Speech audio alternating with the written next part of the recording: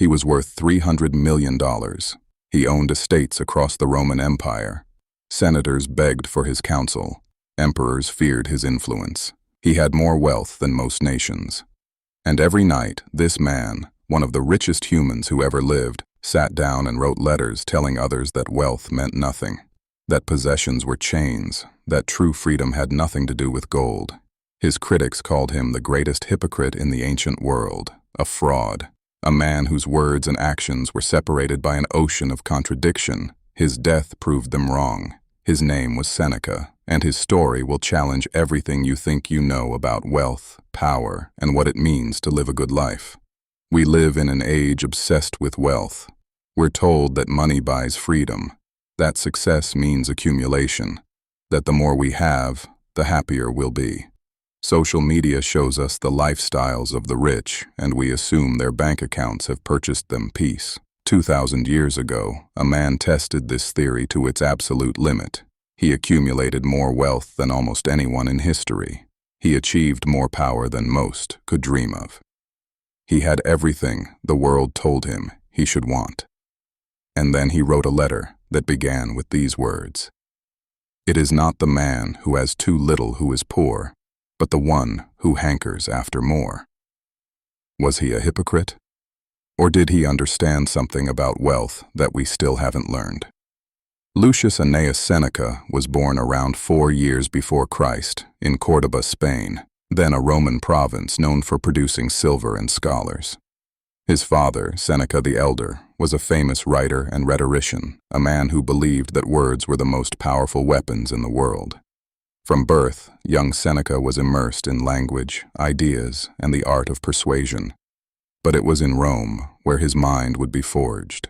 Sent to the capital for his education, the young provincial encountered a city of marble and madness, a place where fortunes were made and lost overnight, where emperors could elevate you to the heavens or condemn you to death on a whim. In this chaos, Seneca found an anchor. His name was Attalus, a Stoic philosopher who taught that true wealth had nothing to do with gold, that freedom wasn't found in power, but in mastering your own mind, that the only thing you truly owned was your character, and that was the only thing worth cultivating. Seneca was captivated. He began sleeping on hard beds. He gave up wine and rich foods. He practiced poverty voluntarily, not because he had to, but because he wanted to know he could survive without luxury. He wanted to prove to himself that external circumstances couldn't control his internal state. "I was so fascinated by philosophy," he later wrote, "that I wanted to live it, not just study it." But philosophy doesn't pay the bills in Rome, and Seneca's father had ambitions for his brilliant son. So the young Stoic entered politics, becoming a financial clerk, then rising through the ranks with remarkable speed. He was brilliant, ambitious, and increasingly successful. His oratory skills made him famous. Senators stopped to listen when he spoke. His wealth began to grow, and slowly, almost imperceptibly, the young Stoic who once slept on hard floors found himself surrounded by silk cushions and silver plates. The contradiction had begun. In 41 AD, Seneca's world collapsed. The Emperor Claudius, a man known for his paranoia and his easily manipulated nature, accused Seneca of adultery with Julia Livilla, the emperor's own niece, and the sister of the infamous Caligula. Was it true? Historians have debated this for 2,000 years. Most believe it was a political hit. Seneca had made enemies in the imperial court. His wit was too sharp, his influence too threatening. Someone wanted him gone. The sentence: exile to Corsica. Not death. That would have made him a martyr. Instead, something almost worse for a man of Seneca's ambition. Complete removal from power, from influence, from everything he had built over decades. For 8 years, Seneca lived on that rocky island. No Senate chambers, no admiring students, no political maneuvering, just silence, stone, and the endless Mediterranean Sea stretching to every horizon. He lived in conditions that would have horrified his former self. Simple food, rough clothing, no servants to attend to his every need. The man who had grown accustomed to luxury was stripped of everything. But here's what's remarkable. In exile, Seneca didn't break. He didn't descend into bitterness or despair. Instead, he wrote. He thought. He refined his philosophy in the crucible of loss. He wrote to his mother Helvia, who was devastated by his exile. Do not let your tears flow for me. I am not in need of anything. I have everything that matters. My mind, my character, my ability to reason. These things no emperor can take from me. These things no exile can strip away. The man who had once chased wealth and power discovered something unexpected in his poverty and powerlessness.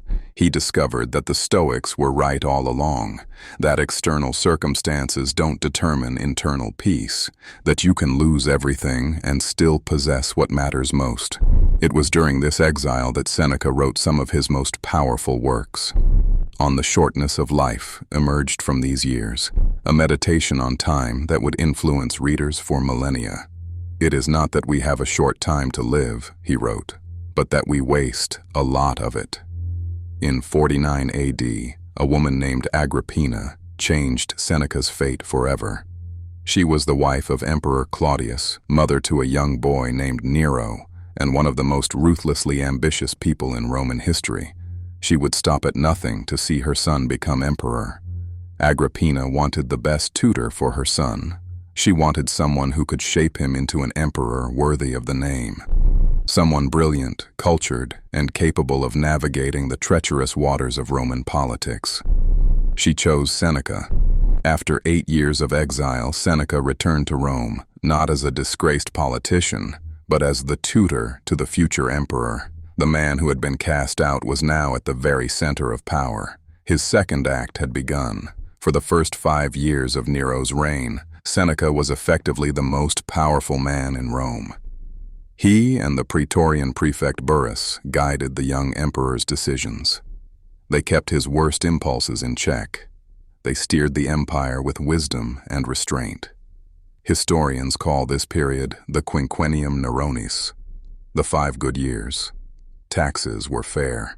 Justice was served. The empire was stable. Rome flourished under the guidance of the philosopher who had once been exiled to a barren island. And Seneca, his wealth exploded beyond anything he had known before. Estates across the empire, loans to foreign kings at profitable interest rates, a fortune estimated at 300 million sesterces, roughly $300 million in today's money. He became one of the richest men in the ancient world. The paradox deepened with every passing year. By day, he managed an empire and accumulated wealth that would make modern billionaires envious. By night, he wrote letters about the meaninglessness of wealth, the importance of simplicity, the danger of attachment to material things. His critics sharpened their knives. Hypocrite, they called him. Fraud. How can a man preach poverty while living in palaces? How can he write about simplicity while surrounded by slaves? But Seneca had an answer. And it's an answer that speaks directly to us today, to anyone who has ever struggled to live up to their own ideals. He wrote, I am not a wise man, and I never will be. Do not require me to be equal to the best, but merely better than the worst. It is enough for me if every day I reduce the number of my vices and correct my mistakes. Seneca never claimed to be perfect. He claimed to be trying. He used his wealth to help others, funding schools, supporting artists, lending money to those in need. He used his influence to restrain a tyrant. How many lives did he save by keeping Nero's worst impulses in check? His letters weren't written from an ivory tower of theoretical purity. They were written from the trenches of real life, a life of compromise, contradiction, and constant struggle. That's what made them powerful. That's what makes them relevant today. And privately, away from the public eye, he practiced what he preached. He fasted regularly to remind himself he could live without luxury. He took cold baths to strengthen his will. He spent time each day in meditation and self-examination. I treat my possessions, he wrote, as things about to depart. I enjoy them, but I hold them loosely. I know that fortune gave them to me, and fortune can take them away. He was about to be proven right. As Nero aged, the monster emerged. The boy Seneca had tutored became something unrecognizable, a creature of appetite and cruelty that no philosophy could contain. In 59 AD, Nero murdered his own mother, the very woman who had brought Seneca back from exile, who had made him one of the most powerful men in Rome. The emperor tried to make it look like an accident. When that failed, he sent soldiers to finish the job. And Seneca? He was forced to write the letter to the Senate justifying the killing. Imagine that moment. The philosopher who wrote about virtue, forced to defend matricide. The Stoic who preached integrity, using his brilliant words to cover up murder. Seneca tried to escape. 3 times he asked Nero for permission to retire from public life. 3 times Nero refused. The emperor wanted his advisor close, perhaps to implicate him in his crimes, perhaps to use his reputation as a shield. In desperation, Seneca offered to return all his wealth to Nero. "Take it all," he said, "the estates, the gold, everything. Just let me go." The emperor declined with a smile. The trap was closing. In 64 AD, Rome burned. For 6 days, flames consumed the city. Nero, according to legend, played his lyre and sang while watching the destruction. Whether true or not, his madness was now undeniable to everyone. A group of senators decided Nero had to die. They planned to assassinate him and replace him with a man named Gaius Piso. The conspiracy included some of Rome's most prominent citizens, men who had watched their city burn and their emperor descend into insanity, and someone, perhaps falsely, perhaps not, named Seneca as a conspirator. If you're finding value in these stories of ancient wisdom, take a moment to subscribe. We explore the lives and lessons of history's greatest philosophers, not as distant figures in dusty books, but as guides for our own lives. Their struggles were our struggles. Their wisdom can be our wisdom. Join us on this journey. In April of 65 AD, a centurion arrived at Seneca's villa with a message from the emperor. The message was simple. "You have been condemned. You will take your own life. You have until sunset." Seneca was dining with his wife Paulina and 2 friends when the soldiers arrived. He received the news without surprise, without panic, without tears. He had been preparing for this moment his entire life. His friends wept. Seneca consoled them. "Where," he asked gently, "are your philosophical principles? Where is the armor we have been forging for so many years?" Who could not have foreseen that Nero would eventually kill his tutor? He killed his mother. He killed his brother. What was left but his teacher? His wife Paulina declared she would die with him. Seneca tried to dissuade her. He wanted her to live, to carry on, to find happiness after he was gone. But she insisted, if he was leaving this world, she would leave with him. They would open their veins together. The historian Tacitus recorded what happened next in vivid detail. Seneca's aged body, weakened by years of fasting and simple living, bled slowly. The death that should have been quick became an ordeal lasting hours. Nero, hearing that Paulina was dying too, sent soldiers to stop her. He didn't want the backlash of killing a beloved woman. It would make him look even worse. They bandaged her wounds against her will. She would live another few years, pale from blood loss, forever marked by that night. Seneca, still alive, asked for poison, the same hemlock that had killed Socrates centuries before. He wanted to die like his philosophical hero. He drank it. It didn't work. His circulation was too weak, his body too cold from blood loss.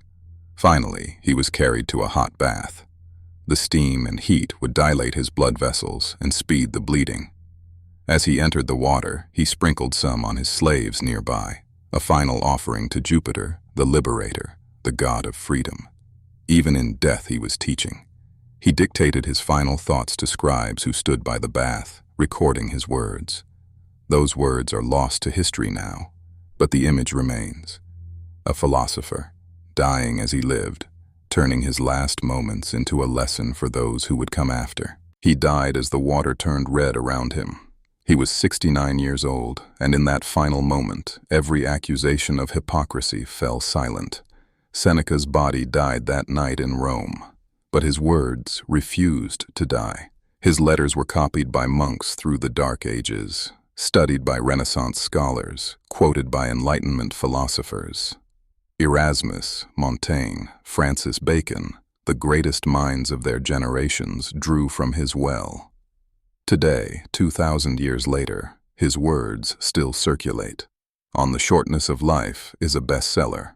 His letters are quoted by CEOs and athletes, prisoners and presidents, anyone searching for wisdom in a chaotic world. And what of the paradox? Was Seneca a hypocrite? Consider this. When the moment came, when everything was on the line, Seneca chose death over compromise. He could have begged for his life.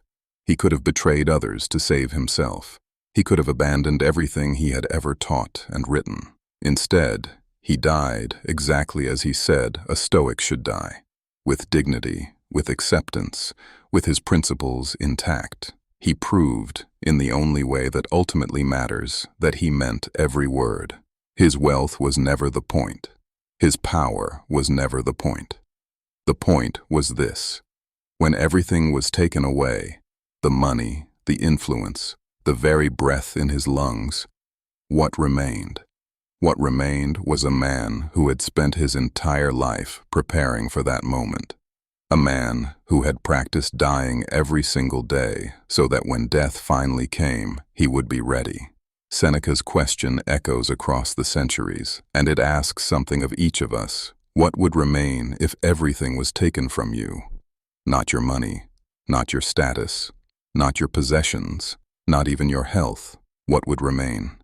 The Stoics had an answer, and in our next video, we'll explore the practical techniques they developed to build that unshakable core, the part of you that no emperor, no circumstance, no twist of fate can ever touch. Subscribe and join us, because the wisdom that helped a billionaire die in peace might just help you live in peace. This is Eudaimonia, the art of living well. If this story moved you, watch our video on Marcus Aurelius.